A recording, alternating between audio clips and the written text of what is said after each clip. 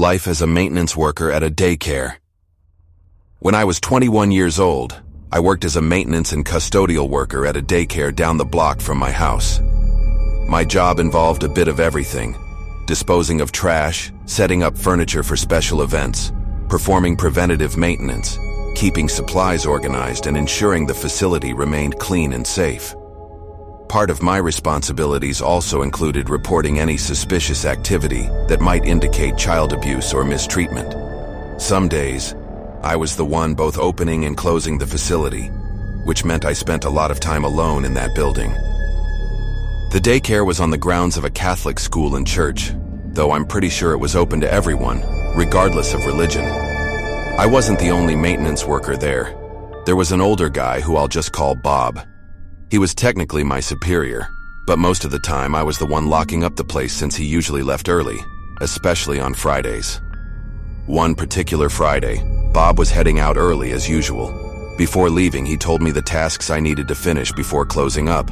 The list was pretty standard: cleaning the classrooms, storing the remaining Thanksgiving decorations in the basement, and bringing up the Christmas decorations for the upcoming holiday season. The daycare staff would be the ones putting them up, but it was my job to move the heavy crates. By the time I started working on the basement task, it was already dark outside, probably between 6 and 7 in the evening. The building was empty, completely silent, save for the occasional creak or hum from the old pipes. I made sure to lock all the doors before heading to the basement, just as a precaution. The basement was mainly used for storage, and was always unsettling. It had low ceilings that forced me to crouch slightly in certain spots since I'm 6'3". The lighting down there was terrible, just a few dim bulbs in the corners, and a faint glow from the hallway above. There were also several small high windows that provided decent daylight visibility, but at night they were useless. Since it was winter, all the outdoor toys were stored down there. Plastic slides, those tiny foot-powered toy cars, and various play equipment. The place was cluttered and cast eerie shadows in the dim lighting. As I carried the Thanksgiving crates down one by one, I lazily left them near the front of the basement, figuring I'd organize them later. I just wanted to get the job done and go home. As I was lugging one of the Christmas crates upstairs, I suddenly heard something that made me stop in my tracks. A child's voice, muffled, distant, followed by a faint giggle. I froze. The daycare was locked. No one else was supposed to be here. I quickly set the crate down and scanned my surroundings, my pulse picking up. The sound had been faint but unmistakable. I checked every classroom, the indoor playroom, the art room, even the bathrooms. Nothing. But every few minutes I would hear that soft, muffled laughter again. The only place left to check was the basement. I hesitated before slowly making my way back to the basement door. I stood at the top of the stairs, flashlight in hand, straining to listen. Then, a noise from below.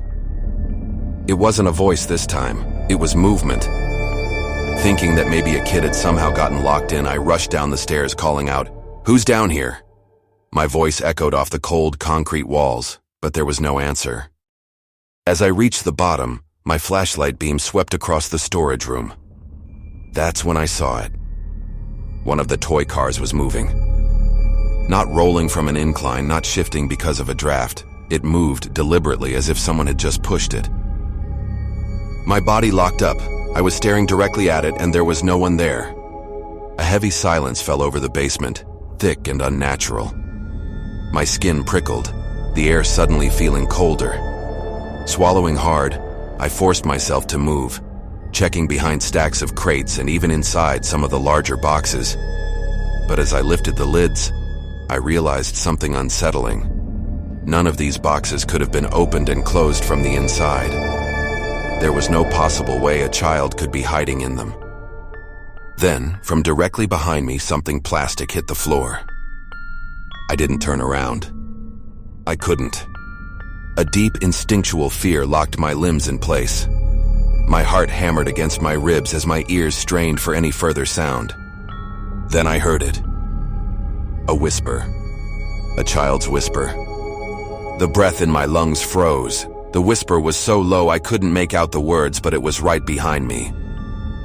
I did the only thing my body allowed me to do. I ran.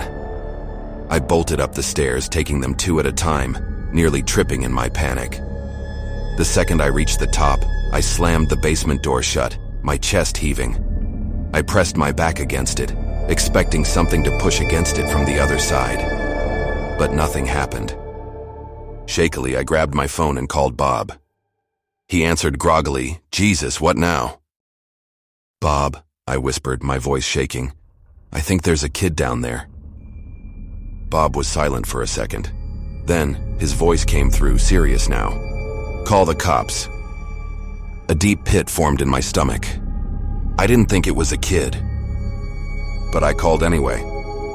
As I stepped back, my eyes were drawn to the small, dirty windows of the basement. That's when I saw it. A shadow moved past the glass. Someone was still down there. And they were watching me. The basement incident. I just couldn't leave without confirming that there were no kids down there. When the police arrived, 2 officers helped me search every inch of the basement. We looked inside every crate, checked every corner, and moved boxes around. But there was nothing. No child, no signs of anyone having been there. Even more unsettling, I couldn't find anything on the floor that could have caused the plastic sound I had heard. No fallen toys, no tipped-over decorations, just the same eerie silence that had engulfed me earlier. Given that no one had reported a missing child, and there was no evidence of forced entry, the police officers had no reason to stay. I could tell from their expressions that they thought I had wasted their time, but I was too disturbed to care. I knew what I heard. I knew what I saw.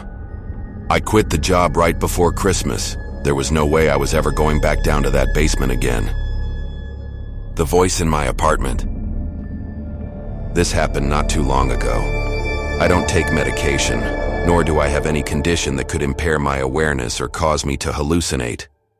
This was a one-time incident, one I can't explain, and one I hope never happens again. It had been a long day. I work construction in the city, which is exhausting on its own, but I also hit the gym 4 to 5 times a week. By the time I got home, I was running on empty. That night, I was too tired to cook, so I grabbed Chipotle on the way home. When I got to my apartment, I plopped my food down on the ottoman, sprawled out on the couch, and mindlessly ate while watching TV. I don't remember falling asleep, but when I woke up, it was already 11 p.m. I was so comfortable under my blanket that I didn't want to move, but I realized I had left my contacts in, and my eyes were burning. I forced myself up and shuffled toward the bathroom. As I walked past the living room, I heard something that made my stomach drop. A voice. A woman's voice. And it said my name. I froze. My mind raced through possibilities. Was my mom here? Did I leave the TV on? Was I just imagining things?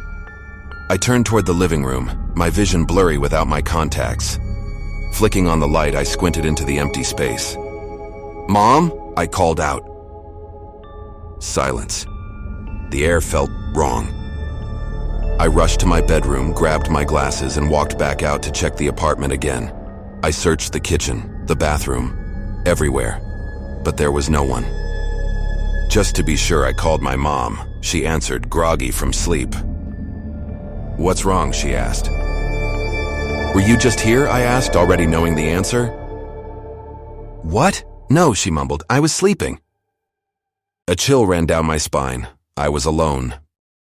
I tried to brush it off, convincing myself that I was just exhausted. But as I lay in bed, I couldn't shake the feeling that someone was watching me.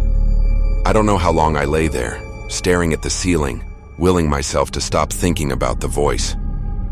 Then, I heard it again. From inside my bedroom, it whispered my name. My breath caught in my throat. My body went cold. I flipped onto my back, heart hammering, and there, at the foot of my bed, I saw it. A tall, shadowy figure loomed in the darkness. I could make out long, tangled hair, the faint outline of a woman's face, but the features were distorted, barely human.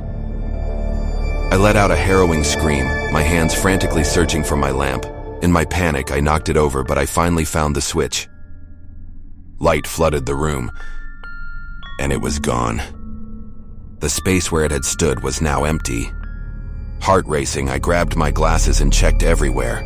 Under the bed, in the closet, behind the dresser, even in the bathroom. But I already knew what I would find. Nothing. That night, the only way I got any sleep was by convincing myself I had imagined it, that I was just too tired. To this day, when I tell people, I downplay it. I say, yeah, I hallucinated once. I don't tell them how real it was. I don't tell them how, for a split second, I felt something breathing in the room with me. Because if I did, they wouldn't believe me. Hell, I don't even want to believe it myself. The cup that moved. I'm 27 years old, and I live with my brother James in a house we share. I've never really experienced anything paranormal, at least not until that one week. It started on what I thought would be a completely normal night. I was in the kitchen, washing dishes before heading to bed. Then out of nowhere,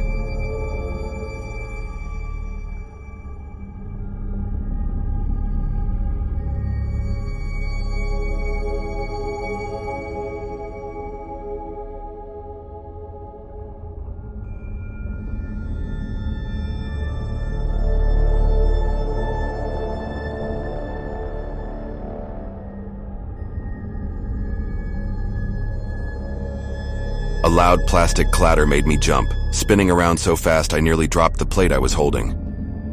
A blue plastic cup lay on the floor. It had bounced a few times before rolling to a stop. I stared at it, my mind racing. That cup had been sitting on top of the cabinet. There was no wind, no vibration, nothing that could have knocked it off. It didn't make sense. I hesitantly picked it up and put it back where it was. I told myself it must have been sitting too close to the edge, that I must have accidentally nudged the cabinet.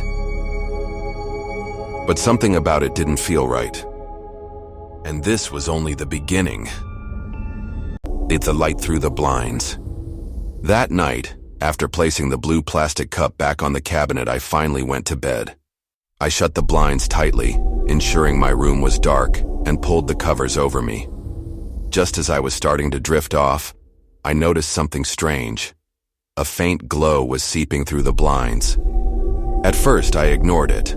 I flipped onto my side, trying to peek under the bottom crack of the blinds, but I couldn't see anything.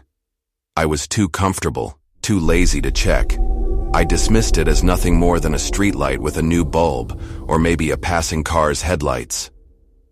Looking back, that excuse seems ridiculous, but at the time I had no reason to suspect anything paranormal. The thunderstorm and the falling cup. The next day I was home alone while James was at work. A storm had rolled in, and the house rumbled constantly from the thunder. That's when I heard it, a cup crashing to the floor in the kitchen. I flinched at the sound but quickly rationalized it.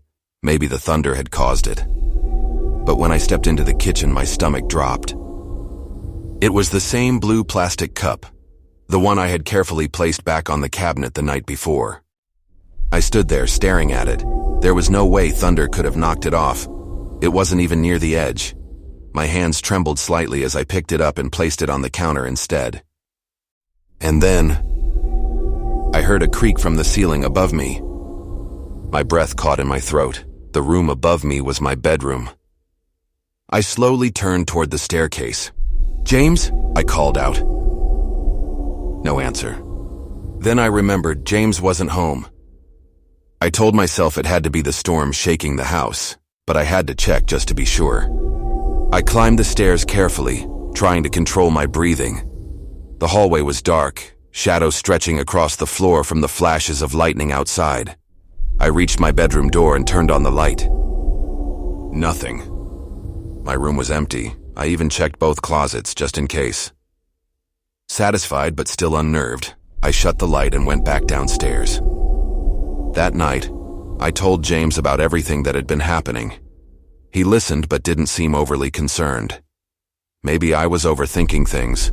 Maybe I was just freaking myself out over nothing. For the rest of the night, everything was normal. The tapping on the window. I fell asleep easily that night, but at some off hour in the night I suddenly woke up. I groggily reached for my phone.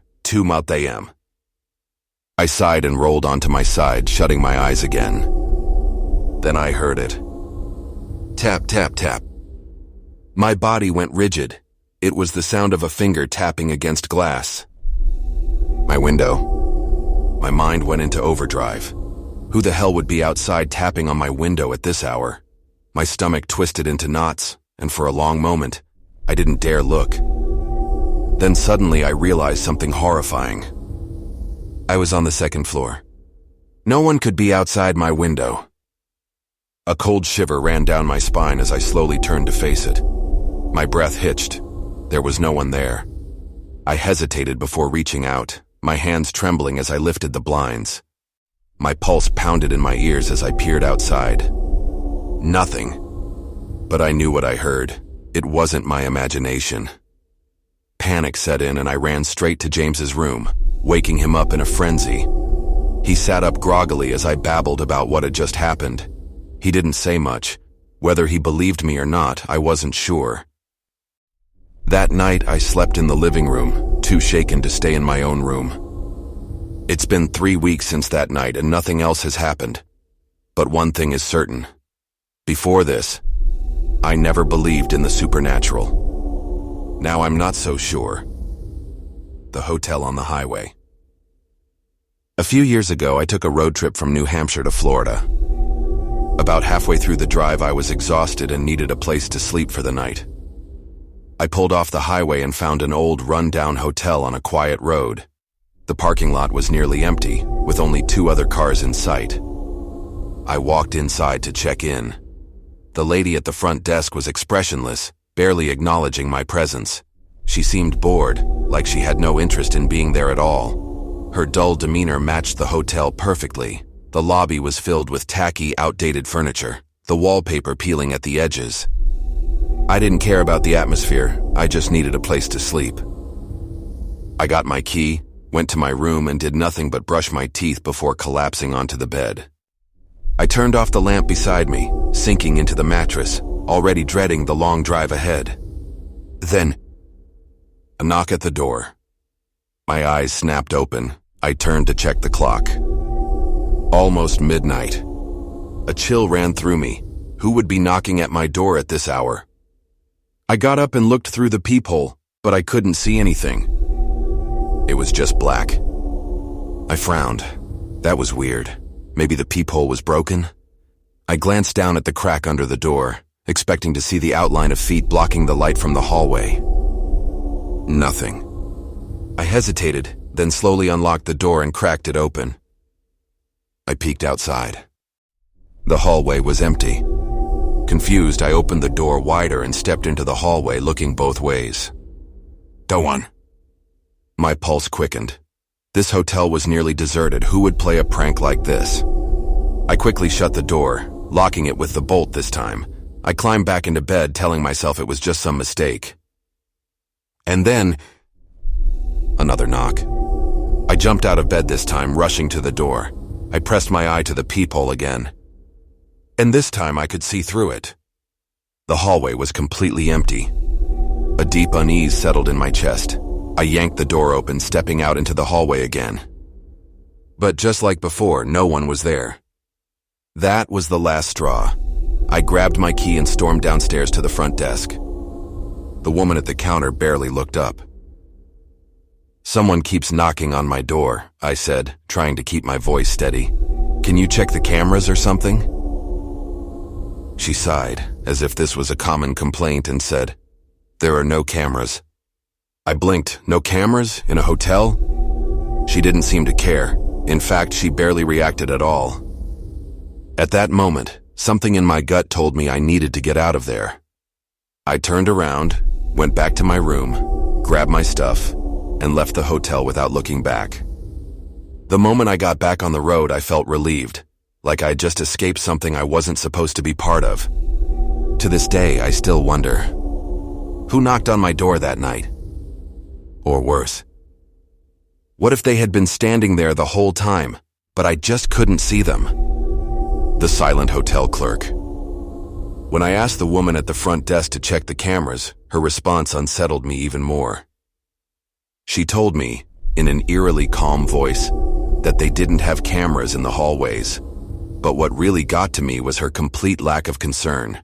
She didn't seem surprised. She didn't ask for details. She just stood there, staring blankly at me. "There's only one other guest in the whole building," she added, as if that was supposed to ease my mind. I waited for her to say something more, to offer help, reassurance, anything. But she just kept staring. It was like she didn't care. At that moment, I knew she wasn't going to be any help. I muttered a quick thanks, turned around, and walked back to my room. The figure in the corner. Once back in my room, I locked the door with the bolt again, this time making sure it was secure. To block out any more strange noises, I put on my headphones and played one of those 10-hour sleep relaxation videos on YouTube. The calming sounds would drown out anything or anyone trying to mess with me. For a while it worked. Eventually I flipped from my side to my back, my eyes lazily scanning the room. And then I froze. In the far corner of the room, something was standing there. My breath hitched in my throat, a figure. A tall humanoid figure, at least 10 feet tall, its head nearly touching the ceiling. My brain struggled to process what I was seeing. My heart slammed against my chest as a wave of pure horror crashed over me. I jumped across the bed, my hand fumbling for the lamp switch. Click. The light flooded the room. The corner was empty. I sat there, my pulse racing, my body trembling. For several minutes, I forced myself to take slow, deep breaths. Maybe I had been imagining things. Maybe it was just a trick of the darkness. When I finally calmed down enough, I shut the light back off and lay back down. The relaxation video in my headphones helped a little. But I couldn't sleep. And after just a couple of minutes, I sat back up. It was there again. The same figure. My stomach dropped. I didn't move. I barely breathed. I squinted into the darkness, trying to make sense of it. And then I saw movement. A long, thin arm twitched at its side. That was all I needed. I lunged for the lamp and flicked it on. Gone. I didn't waste another second. I grabbed my bag, threw everything inside, and bolted out of the room, leaving the hotel. I stormed down the hall, my breath coming in short, panicked gasps. When I reached the front desk, I slammed the key down on the counter. "I'm checking out early," I said, my voice shaking. The woman just stared at me. She didn't say a word. No questions, no concern, nothing. I turned and walked straight out of that godforsaken hotel, got into my car, and drove until I found another place to stay. That night I finally slept soundly with no strange noises, no figures in the corners, nothing supernatural.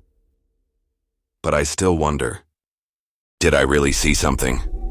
Or worse, did I wake up at the wrong moment and catch a glimpse of something I wasn't supposed to see? The eyes in the vent. When I was 13, my bedroom was on the first floor of our house. It was a tiny room, the smallest one since money was tight, and my mom had 4 kids to take care of. The room was next to the living room, with wooden floors and 2 large vents, one in each corner.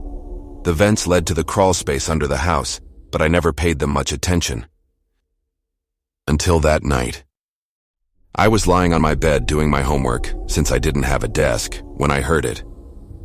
A child's laughter. I stopped writing. My heart skipped a beat. It was faint, distant, but undeniable. I sat up and glanced toward the living room, expecting to see one of my siblings. But when I stepped outside my room to check, everyone was upstairs. I stood there for a moment, listening. Nothing. Maybe I had imagined it? I shook it off and went back to my homework, but I kept one ear open, waiting for any more sounds. Then, just when I was starting to move past it, I heard it again. Giggling.